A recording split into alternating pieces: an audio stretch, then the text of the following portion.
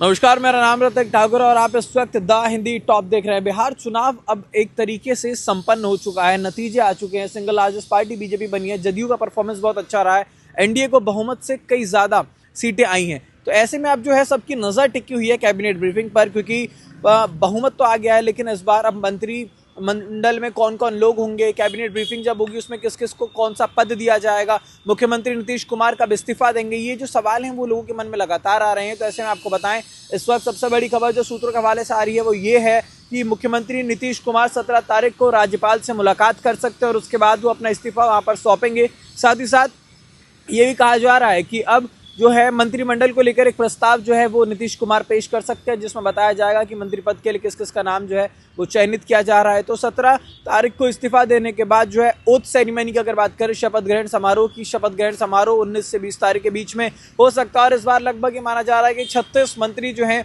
वो इस बार बिहार सरकार में हो सकते हैं। पहले भी अगर हमने देखा था तो 13 मंत्री जो थे वो जेडीयू के कोटे से थे, 19 मंत्री जो थे वो बीजेपी के कोटे से थे। तो इस बार जब एनडीए ने चुनाव लड़ा है तो 5 सहयोगी दल है, जिसमें भारतीय जनता पार्टी, जेडीयू, चिराग पासवान की पार्टी एलजेपी, हम जो कि जीतन राम मांझी की पार्टी है, और उसके बाद आरएलएम जो कि उपेंद्र कुशवाहा की पार्टी है। तो इन सभी के लोगों ने परफॉर्मेंस भी अच्छा दिया है। जिन्हें 6 सीटें दी गई थी वो 5 सीटें लेकर आए हैं, 4 सीटें लेकर आए हैं। चिराग पासवान 29 में से 19 सीटें लाए हैं। यानी कि ओवरऑल अगर देखा जाए तो परफॉर्मेंस सभी का बहुत अच्छा है। तो सभी की अपनी अपनी महत्वाकांक्षाएं भी है। तो इस बार जब मंत्रिमंडल की बात हो रही है तो जदयू के जो पुराने मंत्रिमंडल में लोग थे, जदयू के कोटे से जो लोग थे, उनमें बहुत ज़्यादा फेरबदल करने की बात इस बार निकलकर सामने नहीं आ रही है। जदयू की तरफ से जो अशोक चौधरी हैं वो इस बार ही मंत्री रह सकते हैं, चाहे लहसी सिंह हो, चाहे विजय चौधरी हो, ये सभी लोग जो हैं, चाहे वो जमा खान हो, बहुत सारे ऐसे नाम हैं जिनके पास पिछली बार ही मंत्रालय था और इस बार भी उनके पास मंत्रालय रहेगा। कोई बहुत बड़ा जो चेंजेस है वो इसमें देखने को नहीं मिल रहा है। लेकिन बात बीजेपी की अगर करते हैं तो बीजेपी की तरफ से भी इस बार कई सारे जो नाम हैं वो निकल कर आ रहे हैं। इसमें रामकृपाल यादव का नाम सबसे ऊपर आ रहा है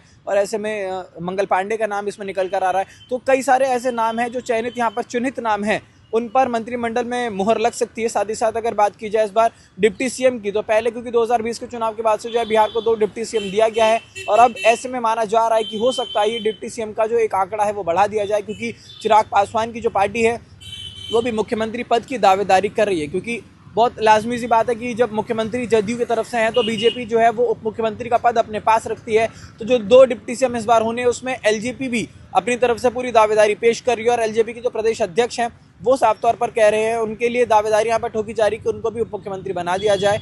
और उसके बाद मंत्रिमंडल की जब हम बात करते हैं तो उपेंद्र कुशवाहा की पार्टी और जीतन राम मांझी की पार्टी को एक एक मंत्री दिया जा सकता है, क्योंकि 15% जो है किसी भी विधानसभा सीट का 15% आंकड़ा होता है वो मंत्री पद के लिए बनाया जा सकता था। 243 का अगर आंकड़ा देखा जाए तो उसमें 36 मंत्री हो सकते हैं। 37वां मंत्री अगर होगा तो वो शायद कहीं ना कहीं बहुत इलीगल माना जाता है। तो 36 मंत्री यहाँ पर बनाए जाएंगे, जिसमें से भारतीय जनता पार्टी के कितने मंत्री होंगे वो आने वाले समय में देखना होगा। और ऐसे में सबसे बड़ी बात यह है, जो पिछली बार विजय सिन्हा थे, उप मुख्यमंत्री थे, इस बार क्योंकि लखीसराय से वो चुनाव जीत कर आए हैं तो विजय सिन्हा को लगभग ये माना जा रहा है कोई बड़ा पद दिया जाएगा। और ऐसे में सबसे ज़्यादा जो बातें निकल कर आ रही सियासी गलियारों से वो ये है कि विजय सिन्हा को इस बार स्पीकर बनाया जा सकता है। जी हाँ, विजय सिन्हा के लिए बार बार ये बात कही जा रही है कि स्पीकर उन्हें बनाया जा सकता है, क्योंकि पहले जैसे नंदकिशोर यादव यहाँ पर स्पीकर थे तो इस बार वो चुनाव ही नहीं लड़े और अब विजय सिन्हा को वो पद दिया जाएगा। क्योंकि 2010 से पहले की अगर हम बात करें तो ये पद नीतीश कुमार अपने पास रखते थे, जदयू अपने पास रखता था, लेकिन उसके बाद जब परफॉर्मेंस थोड़ी सी खराब हुई तो इस पर जो है बीजेपी का शिकंजा रहा है।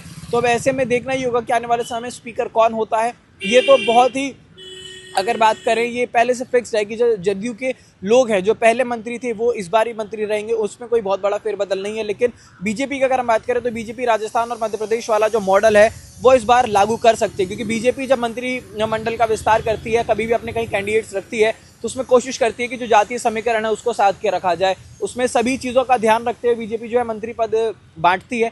तो ऐसे में क्योंकि बिहार में जातीय समीकरण वैसे ही बहुत हावी रहता है तो उसको देखते हुए चाहे वो पासवान हो, चाहे वो भूमिहार समाज से कौन कौन होता है मंत्री, वो देखने वाली बात होगी। क्योंकि बीजेपी का जो गणित है वो बहुत अलग तरीके से लगाया जाता है। तो इस बार जब मंत्रिमंडल का विस्तार होगा, लगभग 36 मंत्रियों की बात हो रही है, उप मुख्यमंत्री की बात हो रही है, तो 2 मुख्यमंत्री होते हैं या 3 उप मुख्यमंत्री होती है और कौन कौन सी पार्टी के उप मुख्यमंत्री होते हैं वो देखना होगा। आरएलएम और हम को भी जो है एक एक मंत्री पद का दावा वो भी पेश कर रहे हैं कि उनको भी मंत्री पद मिले। और ऐसे में इस बार चिराग पासवान की पार्टी को 3 मंत्री जो हैं मिल सकते हैं, 3 मंत्रालय मिल सकते हैं। यानी कि बिहार राज्य में जो सरकार इस बार बनी है उसमें जो अहम जिम्मेदारी है वो चिराग पासवान की पार्टी को भी मिलेगी। हालांकि कुछ समय में ये साफ हो जाएगा, क्योंकि 19-20 तारीख में जो शपथ है वो भी हो जाएगा, तो कौन कौन मंत्री बना और स्पीकर का पद किसको मिला है, किसको कितना अहम पद दिया गया है, वो सारी बातें जो है वो निकल कर सामने आ जाएंगी। फिलहाल आप देश दुनिया से जुड़े तमाम अपडेट के लिए बने द हिंदी टॉप।